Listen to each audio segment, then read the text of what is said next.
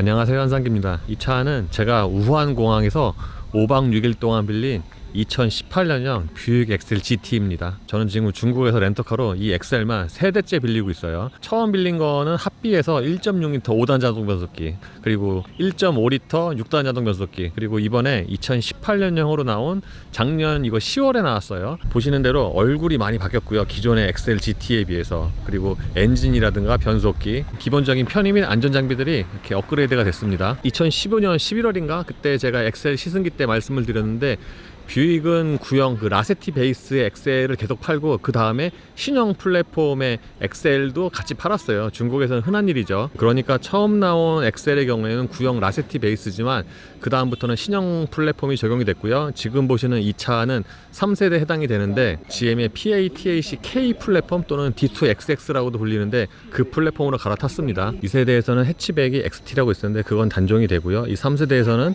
세단은 GT, 그리고 외관 버전은 GS라고 또 따로 이름이 붙습니다. 전면의 얼굴은 기존과 많이 달라졌죠. 특히 뷰익의 특징이라고 할 수 있는 그릴이 많이 달라졌는데, 양쪽으로 쫙 날개를 벌린 것 같은 그릴이 기존 모델과 차별화되는 점입니다. 참고로 뷰익의 얼굴이 중국 소비자들의 취향에 맞는다고 하죠. 실제로 몇몇 중국 친구들과 또 얘기를 해보면은 저 뷰익의 얼굴이 굉장히 예쁘다고 합니다. 어쨌든 중국 시장이 지금처럼 폭발하지 않고 중국 소비자의 취향에 맞지 않았다면 이 뷰익 브랜드는 올즈모빌이나 세턴, 허머 이런 브랜드들처럼 폐쇄가 됐을 수도 있어요. 그러니까 2000년대 중반까지의 뷰익은 미국 시장에서도 그렇게 입지가 좋지가 못했어요. 판매가 부진했는데 2008년인가 2009년인가 뷰익 브랜드의 중국 판매가 처음으로 미국 판매를 넘어섰어요. 지금은 웬만하면 다 중국이 세계 최대의 시장이죠, 각 브랜드에. 근데 그때 당시에는 그런 일이 아직 흔치 않았고, 아마 뷰익이 첫 번째 케이스가 아니었을까 싶은데, 어쨌든 그 당시 뷰익 브랜드의 중국 판매가 미국 판매를 넘어선 것은 자동차 업계에 있어서 의미가 있었다고 할 수가 있겠죠. 참고로 중국에서는 뷰익이 참 인기가 좋은데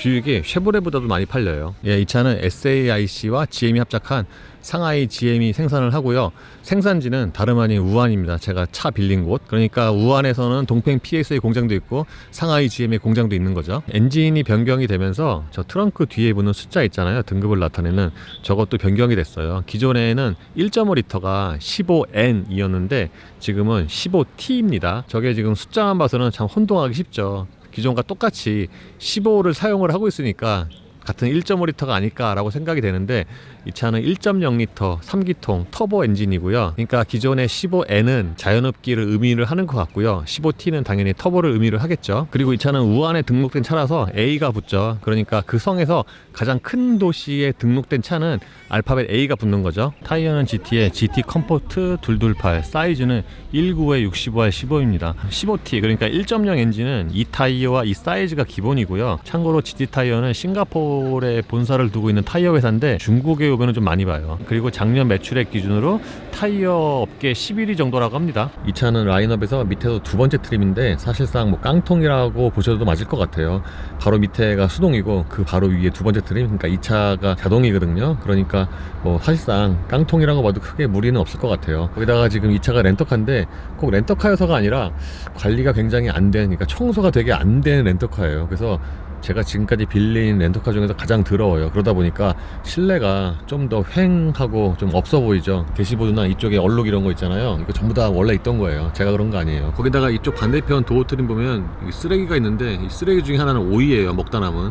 이것도 제가 먹은 거 아니에요. 그건 그렇고, 제가 이 차 처음 받았을 때 약간 의외였던 게 구형 엑셀과 비교를 해서, 그러니까 제가 기존에 엑셀을 2번을 빌렸는데 중국에서 그 차들과 비교를 했을 때 실내 소재가 생각만큼 그렇게 많이 차이가 나진 않아요. 물론 이 차가 훨씬 좋긴 하죠. 근데 어차피 둘 다 깡통이었고, 그렇게 동일선상에서 비교를 해본다면은 그 차들과 생각보다는 그렇게 차이가 많이 나지는 않습니다. 저는 이 차가 좀 더 신규 플랫폼이고 상위 모델로 팔리잖아요. 그래서 더 기본적인 장식이 좋을 줄 알았는데 꼭 그렇진 않더라고요. 물론 이 차가 같이 놓고 보면은 훨씬 좋긴 하죠. 물론 실내에도 이렇게 장식이 있긴 하죠. 여기는 이렇게 나무 룩에 무늬를 넣었는데 저게 좀 많았으면은 좀 더 고급스러울 뻔 했거든요. 근데 너무 이게 가늘게 들어가서 사실 잘 티가 안 나요. 그리고 양쪽 끝에 있는 송풍구도 좀 스타일리시하죠.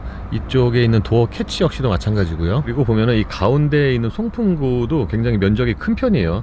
그래서 그런지 이거 에어컨 1단만 틀어도 소리가 꽤 커요. 꼭 그래서 큰 건 아니겠지만 어쨌든 이 차는 송풍구가 4개가 다 모양이 다 달라요. 이거 굉장히 특이하죠.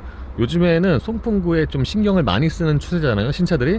그래서 양쪽에 송풍구와 가운데 있는 게 디자인이 다른 경우가 좀 있어요. 있긴 있는데, 근데 이 차처럼 송풍구 4개의 디자인이 전부 다 다른 경우는 좀 굉장히 오랜만에 보는 것 같아요. 자, 보시면 저쪽에는 약간 가늘잖아요. 이쪽에는 좀 크고, 그리고 이쪽에는 조금 더 작고, 그리고 이쪽에는 송풍구도 모양이 다르죠. 그러니까 앞쪽에는 송풍구 4개가 모양이 다 다릅니다. 참고로 대시보드는 저 앞쪽까지 좀 쭉 뻗어 있는 형태의 디자인이어서 전방의 시야는 괜찮고요. 그리고 양쪽 사이드 미러의 시야 역시도 괜찮습니다. 조금 이따가 말씀을 드리겠지만 이쪽 필러라든가 천정에 쓰인 이 직물은 이 시트와 거의 같은데 굉장히 좀 얇고 좀 저렴해 보이는 그런 재질이에요. 눈으로 보기에도 안 좋지만 그 촉감도 안 좋습니다. 그리고 이쪽 필러 같은 경우에는 천정과 같은 색으로 해서 비슷하게 보이려고 했는데 저 부분은 플라스틱입니다. 여기는 상위 트림이라면 모니터가 들어가는 자리겠죠. 이 차는 아주 낮은 트림이어서 모니터 대신에 아주 기본형 라디오만 들어갔는데 안에 살펴볼 수 있는 그런 메뉴 자체가 별로 없어요. 이거는 구형 엑셀과 비교해도 그렇게 큰 차이가 없는 것 같은데요. 모양은 좀 더 좋지만 양옆에 3개씩 있는 버튼은 라디오 관련이고요. 여기는 이제 라디오고, 이거 밑에 미디어 누르면은 이제 옥스와 블루투스 연결이 되는데, 이 블루투스가 이번에 아마 기본으로 들어갔던가 그럴걸요. 그리고 셋에 들어가면은 이렇게 오디오 음질을 조절할 수 있는 다양한 메뉴가 나오죠. 뮤트도 있네요. 한 방에 조용히 시키기. 워락 버튼은 보통 도어 트림에 있잖아요. 근데 이건 위에 있는데 이게 위치는 좋은 것 같아요. 잘 보여요. 그리고 제가 알기로 2018년형에 ESC가 또 기본으로 들어갔다고 합니다. 이 앞쪽에 실내에서 특이한 것 중에 하나가 수납 공간인데, 이 차가 실내에 여기저기 수납 공간을 만들어 놓으려고 좀 노력을 한 것 같아요. 예를 들면 지금 보시는 이 오디오 밑에 공간 있잖아요. 여기 넓은 공간, 여기에도 있고요. 그리고 거의 또 비슷한 형태인데 좀 확대된 형태 디자인으로 이 글로우 박스 밑에도 있고요. 그리고 계기판 옆에도 비슷한 형태로 있죠. 그래서 보면은 이렇게 수납 공간을 많이 마련해 놓으려고 한 것 같은데, 여기는 좀 그러다 치는데 이 양쪽에 있는 것들은 뭘 넣어야 할지 좀 애매한 공간이에요. 공조장치의 디자인은 정말 간단하죠. 진짜 간단하네요. 자주 사용하는 온도 조절이나 바람 방향은 그 양쪽에 다이얼로 처리를 했는데, 요거는 이렇게 마음에 드는 것 같아요. 비록 여기 뭐 온도가 보이는 건 아니지만 온도가 안 나오는 공조장치는 사실 상당히 좀 오랜만에 보네요. 근데 이 공조장치 바람 버튼 있잖아요. 이게 버튼 자체가 큰 건 좋은데 이 부분이 너무 평면이어서 운전하다가 이거 눌렀을 때 손가락으로 뭔가 좀 잘 한 번에 안 눌릴 때가 있어요. 보기와는 좀 다르게. 그리고 여기에 지금 액정이 있잖아요. 바람 세기 단수가 이게 표시가 되죠. 여기 불 들어오잖아요. 저 이거 좀 한참 나중에 발견했어요. 그 정도로 이게 지금 잘 안 보여요. 그리고 공조장치와 기어 레버 사이에 이 공간은 이게 비대칭 디자인이네요. 여기는 이렇게 막혀 있고, 이게 좀 뒤에서 보면은 이거 꽤 멋있어요. 기어 레버 앞쪽에도 이렇게 수납 공간이 있는데 이 공간을 이렇게 뭔가 효율적으로 잘 이렇게 뽑은 것 같진 않아요. 기어 레버의 디자인은 보시는 것처럼 스포티하죠. 그리고 상단에 보시면은 이 DCG라고 또 새겨져 있죠. 마치 DSG처럼. 이 기어 레버는 D 모드에서 왼쪽으로 젖혀갖고요, 위아래로 움직여서 수동 모드로 조작을 할 수도 있죠. 뭐 특별한 건 아닌데요. 할 말이 없어갖고 이것까지 얘기하네요. 기어 레버 뒤에는 컵홀더 2개가 있고요. 요즘에 차들 보면은 컵홀더는 보통 앞뒤로 크기가 조금 또는 깊이가 다르게 설정을 하는데, 이 차는 앞뒤가 거의 똑같네요. 그리고 이 안에 뭐 컵이나 병을 지지해 줄 수 있는 날개는 따로 없고요. 센터 콘솔 박스의 용량은 이 차 사이즈를 생각을 해도 좀 작은 편이에요. 그리고 네모 반듯하지가 않죠. 그러고 보면 이 차는 저쪽 센터 패시아부터 이쪽 부분에 요 바닥 있잖아요. 그리고 이 센터 콘솔까지 뭔가 이렇게 반듯하지는 않은 것 같아요. 비대칭이 특징인가 뭐 그런 생각이 들 정도로. 그리고 컵홀더 옆에는 클래식한 분위기의 수동식 파킹 브레이크가 있네요. 이 스티어링 휠은 일단 이 림에 씌운 가죽 자체가 눈으로 보기에는 뭔가 좀 클래식하고 빈티지스러운데, 만져보면은 빈티가 나요. 운전하다 보면은 손에 조금만 좀 땀이 차도 이게 되게 미끄러워요. 미끌미끌해요. 카메라로 보기에도 되게 미끌미끌하잖아요. 근데 사실은 이 운전대의 디자인 자체는 좀 스포티해요. 좀 예쁜 편이죠. 그리고 차 사이즈를 감안을 해도 이 운전대의 이 지름 자체가 좀 작은 편이고요. 깡통이니까 이쪽에는 버튼이 아예 없고요. 이쪽에는 오디오 관련 버튼이 모여 있습니다. 거기다가 이 운전대는 위아래 조절은 되는데 거리 조절은 되지 않아요. 거리 조절이 안 되는 운전대도 사실 그렇게 많지가 않거든요. 계기판을 보니까 확실히 이 차가 엑셀이구나 싶네요. 왜냐하면은 기존의 엑셀의 계기판도 이렇게 생겼거든요. 물론 그보다는 좀 예쁘긴 하지만 그래도 시동을 껐다 키잖아요. 그러면은 이렇게 바늘이 이렇게 현란하게 움직이죠. 이렇게 되게 스포티하죠. 끝까지 갔다가 가죠. 우와. 속도계에는 눈끈이 되게 촘촘해서 뭔가 좀 복잡해 보이긴 한데 실제로 시인성은 괜찮은 편이에요. 가운데 있는 액정을 통해서는 다양한 정보가 표시가 됩니다. 저 액정에는 트립 컴퓨터 그리고 기어 단수, 누적 주행거리가 표시가 되는데 지금은 잔여거리고요. 저 트립 컴퓨터 정보는 어떻게 변경을 하냐면은 보통은 계기판에 있는 버튼으로 저 움직이잖아요. 근데 이 차는 그게 아니라 이쪽에 요거 버튼 있죠, 이거 눌러서 바꿉니다. 이게 이제 평균 연비, 평균 속도, 트립 컴퓨터 A. 제가 지금까지 1416km를 주행을 했는데 1500km 넘으면 안 돼요. 왜냐면은 이 차 주행거리 300km가 제한이거든요. 그러니까 5일 빌렸으니까 1500km 넘으면 안 되는 거죠. 1500km 넘으면은 추가 요금을 물어요. 트립 B 있고요. 그리고 이렇게 다양한 정보가 표시가 됩니다. 그리고 이 차는 아마 스톱 스타트도 기본으로 들어가나 봐요. 이 버튼이 여기에 있는데 이게 얼핏 보면 시동 버튼 같죠. 운전대 옆에는 사이드 미러 조절과 헤드램프 관련 다이얼이 있는데 저는 헤드램프에 오토 모드가 있어가지고 참 좋았어요. 근데 이 차가 기본적인 실내 디자인을 보면은 괜찮은 것 같아요. 왜냐하면은 이 도어 트림만 봐도 이 디자인이 뭔가 현란하죠. 막 선들이 막 되게 여러 개 지나가고 막 색깔도 두 가지고, 물론 뭐 소재가 좋진 않습니다. 거기다가 운전석 유리만 상하향 모드 원터치예요. 이렇게 내려가는 것만 원터치고요, 올라가는 건 원터치가 아니에요. 저는 뷰익 정도 되면은 이 기본형 깡통에도 최소 운전석이라도 상하향 모드 원터치가 적용이 되지 않을까 싶었는데 이거는 이제 원터치 중에서도 가장 급이 낮은 거죠. 그리고 도어 포켓의 크기는 넉넉한 편이고요. 저쪽 끝에다가 저 물병을 넣으면은 이렇게 앞쪽으로 기울어지게 들어가는데 저거는 그 유럽 차와 좀 비슷한 것 같아요. 그리고 이쪽에 있는 요 작은 버튼은 트렁크 개폐 버튼인데 저게 잘 안 보여요. 그래서 처음에 한참 차였어요. 물론 리모컨 키로 열 수도 있습니다. 이 시트는 의외로 만족도가 괜찮았는데 오래 타고 다니니까 역시 좀 아니로구나 싶기도 하고요. 근데 이 등받이 상단 있잖아요. 이 상단이 등과 좀 잘 붙어요. 그래서 좀 장거리 운전하고 갈 때 등이 좀 편안한 감은 있어요. 근데 기본적으로 이 시트의 이 직물 자체가 굉장히 급이 떨어지는 거라서 딱 시트에 앉으면은 옷과 닿는 느낌이 있잖아요. 가죽이든 직물이든. 근데 뭔가 좀 되게 푸석푸석하고요. 힘도 없고 쿠션에 뭐 그렇습니다. 그리고 조절은 뭐 당연히 수동이고요. 요추 지지도 없어요. 반면에 그 시트의 포지션은 좀 꽤 낮게 내려가는 편이에요. 이 차의 장점이 2열 공간인데 2열의 거주성이 좋습니다. 제가 앉았을 경우에 무릎과 앞시트 사이에 주먹이 2개가 들어가고도 조금 남아요. 그러니까 이 차 사이즈나 휠베이스 생각하면은 2열의 무릎 공간이 괜찮은 편이죠. 언제나처럼 운전석 시트는 제 운전 포지션에 맞췄고요. 이 상태에서 여기 주먹을 넣어보면은 이게 주먹이 2개가 들어가고도 조금 남아요. 그러니까 무릎 공간이 꽤 괜찮은 편이죠. 근데 요 가운데 부분이 좀 약간 불룩 솟아올라 있죠. 그래서 가운데 앉은 사람은 좀 불편할 수 있고요. 예, 뭐 당연한 얘기지만 2열에는 뭐 편의 장비는 뭐 거의 없다시피. 여기 지금 송풍구 하나 있군요. 그리고 머리 위 공간도 괜찮은 게 제가 앉았을 경우에 주먹 넣잖아요. 그러면 머리랑 천정 사이에 주먹이 하나가 들어가도 약간 남아요. 보통 E급에서는 이 정도로 머리 위 공간이 나오지 않는데 그거 생각하면은 이 엑셀 GT의 2열 머리 위 공간은 꽤 괜찮다고 보시면 될 것 같고요. 그리고 지금 이제 보시면 아시겠지만 저 오버헤드 콘솔부터 이렇게 시작되는 여기가 이렇게 쭉 깎여 있잖아요. 그래서 이게 아마 2열 거주성을 높이기 위해서 이렇게 설정을 하지 않았나 싶어요. 그리고 오버헤드 콘솔에는 선글라스 수납함 없는데 지금 보니까 없는 게 당연한 거였네요. 또 장점 중에 하나가 2열 시트의 등받이 각도인데 등받이 각도가 어느 정도는 좀 뒤로 누여 있는 편이거든요. 그래서 딱 앉으면은 그 거주성, 착좌감 이런 건 자체는 되게 좋아요. 이 2열 시트 역시도 이 소재가 워낙 후져서 그렇지 딱 앉으면은 거주 공간, 거주성 이런 건 꽤 괜찮습니다. 그리고 시승기 찍다 보니까 2열 시트 진짜 더럽네요. 와, 2열 아무리 가도 이거 좀 너무한 게 아닌가. 진짜 렌터카인데 진짜 더러워요. 와, 내 차도 이렇게 더럽진 않은데 세상에 이걸 이렇게 비싸게 주고 렌트를 하다니 세상에. 트렁크는 손으로 열 필요는 없고요. 럭셔리하게 이 버튼을 2번을 누르면은 전동으로 열립니다.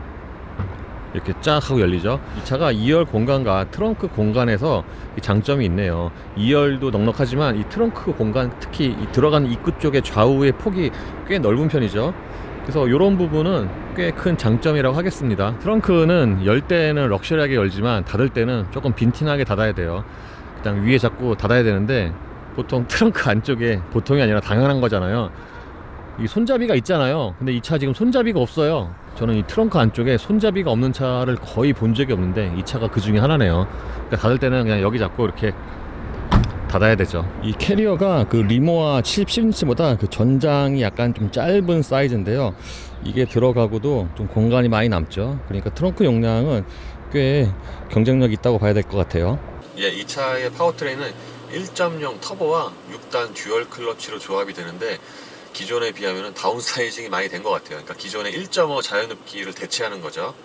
이 차 엔진 소리가 공회전에서 꼭 디젤차 같아요. 제가 이 차 3박 4일 동안 운전하면서 느낀 게 공회전 때는 엔진 소리가 꼭 디젤차처럼 약간 거친데 가속할 때는 또 엔진 소리가 괜찮고 그렇습니다. 그러니까 공회전과 가속할 때 운전할 때 소리가 좀 달라요. 처음에 이 디젤차인가 그랬다니까요. 근데 이 진동은 또 그거에 반해 이 억제가 잘 돼 있어요. 진동은 운전대나 시트로 전달되는 진동이 조금 있는 편이에요. 그러니까 이 차 상태나 그 공회전 때 엔진 소리를 들으면 진동이 조금 있으면 괜찮다고 생각이 되거든요. 반면에 이 차가 스톱 스타트도 있는데 스톱 스타트 때 그러니까 엔진이 꺼지고 켜질 때는 너무 푸드득거려요. 저는 이렇게 스톱 스타트 때 이 엔진 온오프가 되면서 이렇게 좀 진동이 요란한 차는 지금 처음 보는 것 같아요. 그러니까 보통 일반적으로 진동 또는 그 움직임이 크다고 하는 차들에 비해서 좀 이게 좀 레벨이 다른 게 꼭 마치 수동 변속기에서 그 제가 클러치 조작을 좀 잘못할 때 있잖아요. 그때처럼 차가 이렇게 푸드득거려요. 특히 후진해서 뒤로 가잖아요. 그럴 때는 진짜 꼭 시동이 꺼질 것 같아요. 물론 이 차가 듀얼 클러치니까 수동 변속기 기관이니까 뭐 그런 감성을 잘 구현했다고 할 수 있지만 이건 감성 구현이 아니라 그냥 원래 그럴 것 같아요. 이 차에 탑재된 1.0 엔진과 6단 듀얼 클러치의 발표가 2010년에 났는데 그러니까 꽤 오래됐죠. 2010년에 나고 이 차에는 작년 말에 탑재가 됐으니까 어쨌든 그때 발표가 났는데 그때 제가 읽은 기억에 따르면 기존의 그 변속기 대비해서 6단 또는 5단 대비해서 연비가 한 15% 좋아졌다고 하거든요. 근데 실제로 운전을 해보면은 이 차는 그 연비에 대한 좀 편차가 심해요. 예를 들면은 고속도로에서 80이나 90 정도로 정속 주행을 하면은 이 차가 연비가 되게 잘 나와요. 그러니까 이 잔여 주행거리 있잖아요. 그게 그 속도로 하면은 막 이렇게 올라가거든요. 게이지도 잘 안 떨어지고. 그런데 그 이상의 속도, 뭐 120이라든가 130 또는 어제 제가 원각에 갔을 때처럼 국도 운전이라든가 그 논길 운전 같은 시내에서 운전을 하면은 그때는 그 방금 말씀드린 그런 상과 대비해서 그 연비가 좀 많이 좀 떨어져요. 저 어저께 같은 경우에 그 운전도 별로 안 했는데 운전 시간은 길었지만 그러니까 기름 많이 썼어요 어제. 그리고 중국은 보니까 재원표에 90km로 정속 주행할 때 연비를 또 따로 표기를 하더라고요. 저는 뷰익 엑셀을 2번이나 탔어요. 이미 중국에서 2번이나 빌렸죠. 이게 지금 3번째 뷰익 엑셀 중국 렌터카예요. 그러고 보면 뷰익 엑셀과 제가 2년이 깊네요. 그래서 이게 지금 3대를 다 타는 거예요.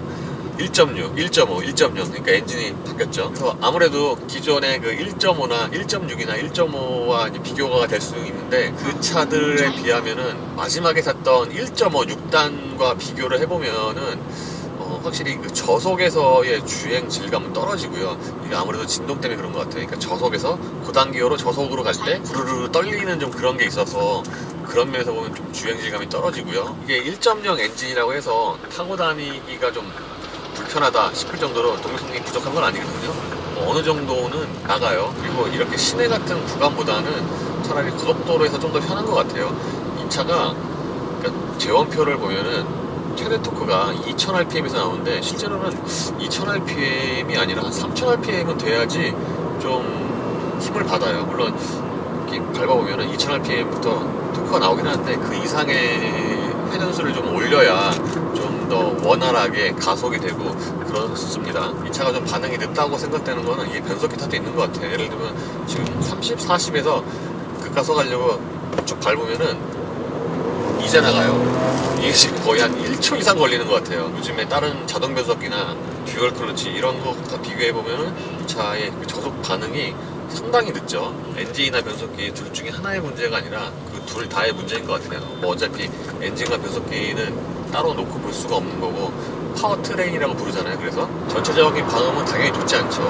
근데 이 차의 급이나 뭐 엔진 이걸 생각을 하면은 의외로 타이어 소음이 적다고 할 수 없지만 또 듣기가 나쁘진 않아요. 그러니까 지금 대략 80이나 90으로 정속 주행 하잖아요. 그러면 타이어 소음이 막 올라오거든요. 근데 타이어 소음도 사실은 좀 종류가 있어요. 타이어 소음도 듣기 싫은 소리가 있는데 이 차는 타이어 소음이 이렇게 많이 올라오긴 하지만 그렇게 또 듣기가 나쁜 건 아니에요. 근데 물론 이제 전반적인 방음은 좋다고 할 수는 없죠.